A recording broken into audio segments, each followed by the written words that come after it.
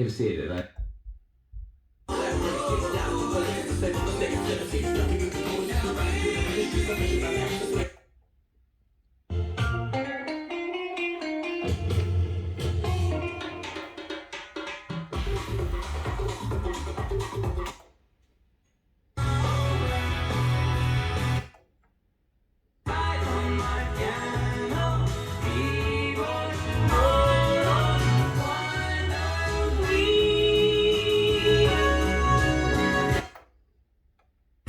All about it. And yeah, you can throw your mate under the bus. So get texting trade to 3483. It's all thanks to Simpro. Tell failure to screw itself. Work smarter with Simpro and Radio Phono. Thanks, mate. Trending podcast.